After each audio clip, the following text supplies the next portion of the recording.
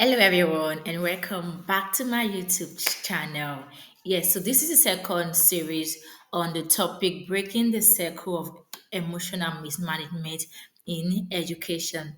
Before I proceed, if you're yet to subscribe to my YouTube channel and to follow me on all my social media handles, please do so now, even before the video is over. So, let's take a background into what we have today. Have you ever had a student breakdown in class and you weren't sure how to handle the situation? Or perhaps you've seen a teacher who seemed overwhelmed by their emotions. As a teacher who has been in class for more than a decade, I've had these experiences countless times. The one I can really recall that sounds or seems a bit funny is when I just started teaching my first year as a teacher. I was still, I was working as a teacher at the same time schooling yet for my NC. I remember this particular day when a child in grade 4 was chewing gum in the class, and then I asked him, "Hello, can you remove the gum in your mouth?" And then just throw it away, but he did not. He didn't answer me. So what did I do then? I took the gum from him and then pasted it in his hair. So that's silly, right? Yes, one of the things I've done. So the following day, his parent called the proprietor and then he came to call me that, hey, I heard this and this happened in the class. And then he said he told the parent that he's very certain that I wasn't the one who did it. But I told him, yes, I was the one that did that because I told the child to remove, to stop chewing gum in the class, but the child didn't listen. So I had to apologize to the parent and also to the child in question. So at that moment, I was still new in the teaching space or teaching field, and I didn't really know much about emotions and the likes. But along the line, I've developed myself in this field because the teaching profession is something I've grown to really love. All right, so let's start with the definition of social and emotional learning. This is a process through which individuals, especially students, develop the skills necessary to manage their emotions, to establish positive relationships, and to make responsible decisions and effectively to interact with others. I love this definition by Cassell, the Collaborative for Academic, Social, and Emotional Learning. According to them, SEL is a process of acquiring and applying knowledge, skills, and attitudes to develop healthy identities, manage emotions, achieve personal and collective goals, feel and show empathy for others, establish and maintain supportive relationships, and then to make responsible and caring decisions. Now, there is this quote by a psychologist and an author, Daniel Goleman, which says, the ability to manage our emotions, to persist in the face of setbacks, to read and respond to the emotions of others is the most important skill for our success in life. Aside this, we live in an automated age where everything is made available for us in seconds, the AI era. So in this age and time, in this computer age, computer era, there is something which is not lacking in our world today, which is empathy. So empathy is a skill that computers cannot generate. Computers cannot show empathy. Okay, except that some scientists are working on that at the moment, but computers, robots do not show empathy. If there's any skill that computers do not have, it is empathy, and that is embedded in social and emotional learning. So according to Daniel Goleman, too, we have five skills, we have five components, five elements of social and emotional learning. And the first is self awareness, which has to do with understanding one's emotions, strengths, and weaknesses. It is also the ability to recognize and understand your own emotions, your strengths, your weaknesses, and values. As humans, we have strengths, we have weaknesses, we have values, we have things that we cherish as we grow in life. Some of these things are built based on our background, where we find ourselves, the people we relate with, the kind of friends that we make, and so on. So it's about knowing how you feel in the moment and understanding how your emotions influence your actions and your decisions. So let's talk about the second element, which is self management, the ability to regulate your thoughts, your actions, and your emotions and your behaviors. So, this has to do with how you regulate your thoughts, your behaviors, your actions in different situations. How do you manage stress? How do you stay motivated? How do you set and achieve goals under very tense under tense environment? How do you stay calm when you're under pressure? Even though some of us, when we are applying for new job, we tell them that we can really work under pressure.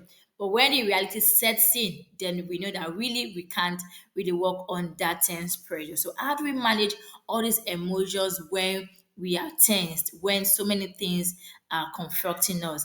And then we have social awareness, which has to do with the capacity to empathize with others and to understand social dynamics. This has to do with walking in other people's shoes. Okay, one thing I tell my learners is that before you do something, you ask yourself, okay, I want to take my friend's pencil without user permission. If that's to be done to you, how are you going to feel?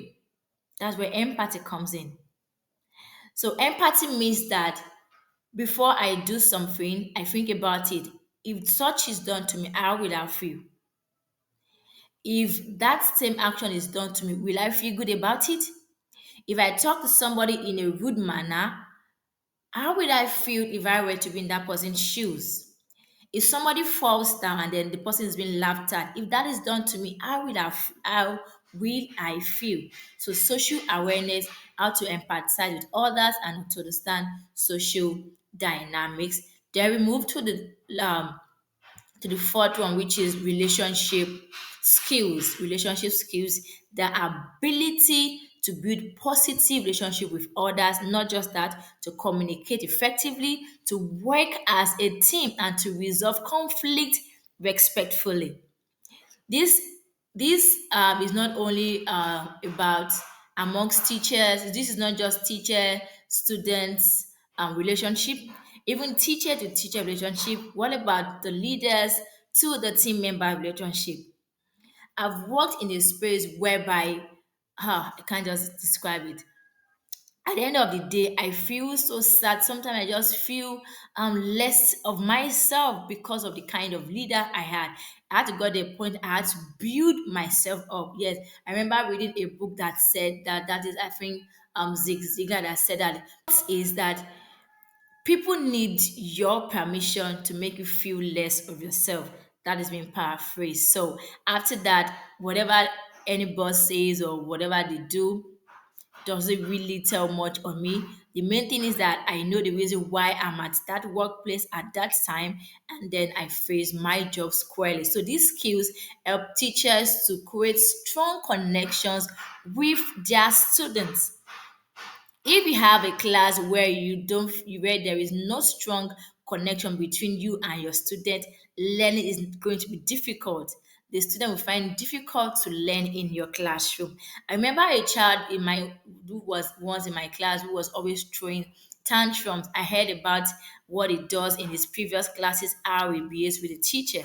So I knew that very soon he's going to come to my class. So I worked on things that I could do. So one of those days I was trying to interview to know why he does that. I noticed that he lost one of his parents at that time during that time, and it wasn't easy on him.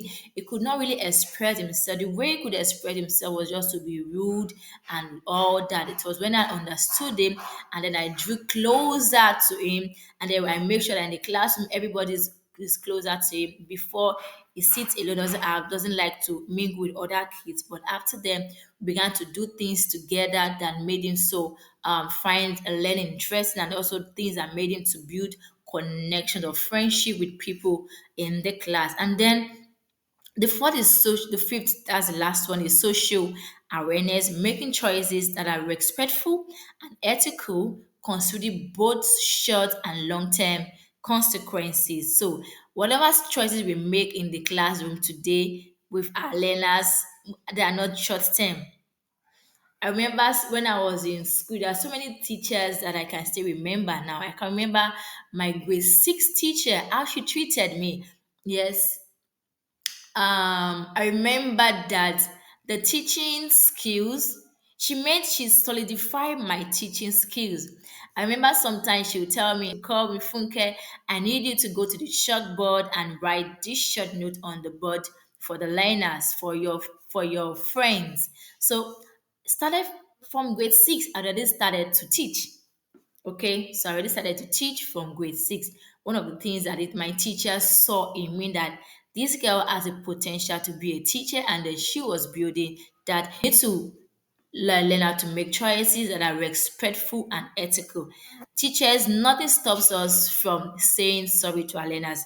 Nothing stops us from apologizing to our learners when we do something that we are not meant to do to them. So, what are the benefits of social and emotional learning in our classroom?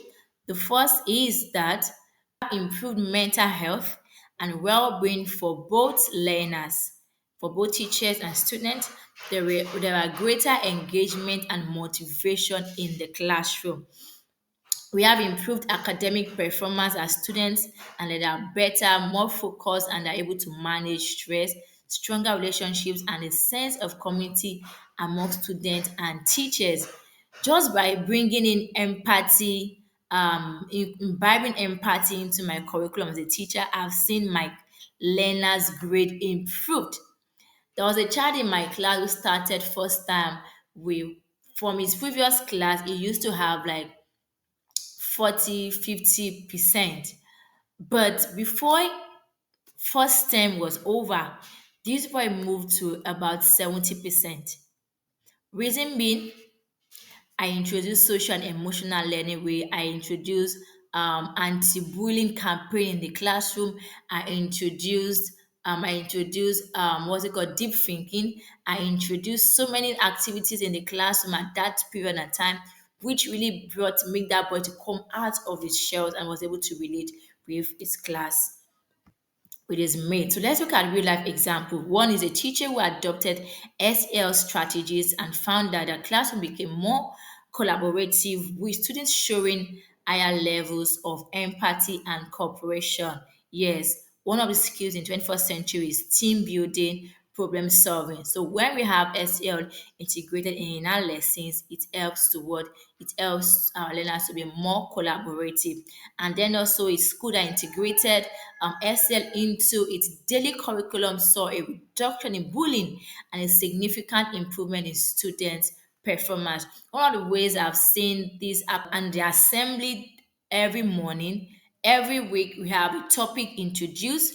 A week it could be a topic could be on bullying, and you have a particular class to either showcase, present a poem, a drama, or anything on that topic.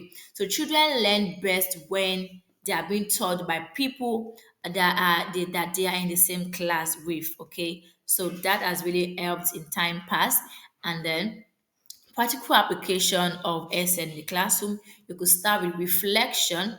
Teachers can begin each day with a mindfulness exercise, yes, and a short Excel reflection to set a positive tone. And they could embed XCL in your lesson. So, in our next video, I'm going to show us how we can embed XCL in our lessons using artificial intelligence. Thank you so much for listening in today's series. I hope you got one or two things from this series. Don't forget to subscribe to our YouTube channel and follow me on all social media handles. Thank you. Once again, I am teacher Funke. Thank you for listening.